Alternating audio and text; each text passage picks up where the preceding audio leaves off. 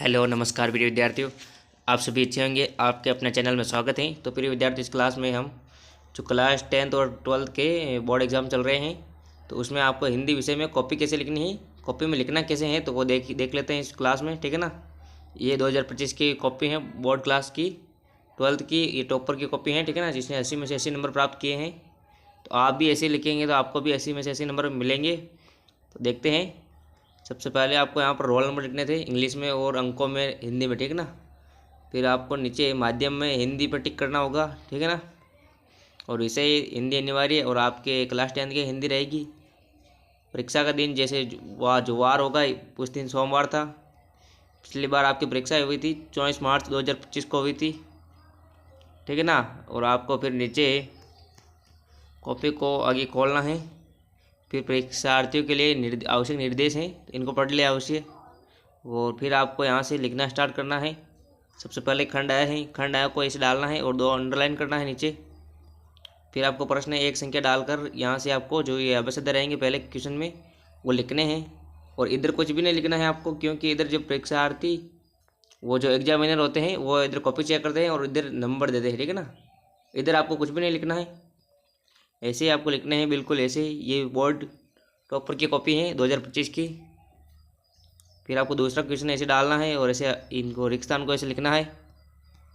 फिर आगे आपको तीसरे क्वेश्चन को ऐसे लिखना है, देख लीजिए, यही बिल्कुल ऐसे ही लिखना है आपको। ऐसे लिखेंगे तो आपके एक भी नंबर नहीं कटेगा।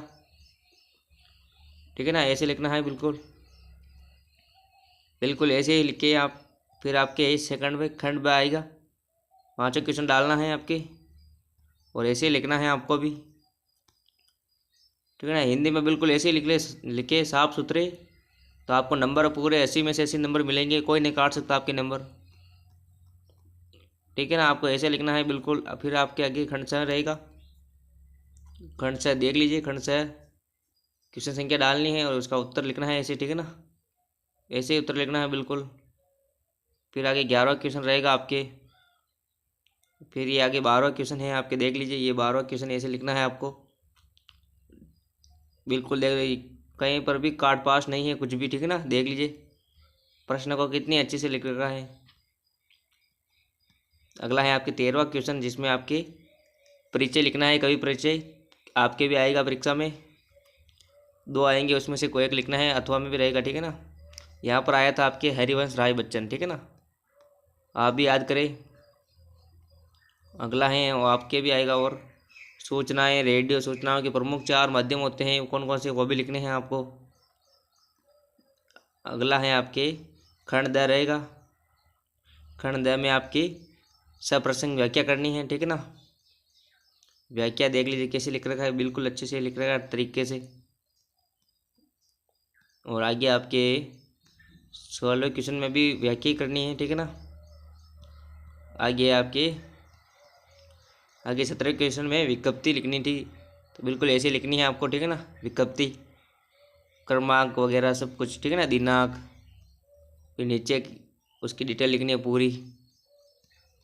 और आगे आपको एक निबंध लिखना होगा। लास्ट में आपके 18वां क्वेश्चन रहेगा निबंध का। ठीक है ना। तो आपको एक निबंध लिखना है। निबंध देख लीजिए कैसे लिखा है।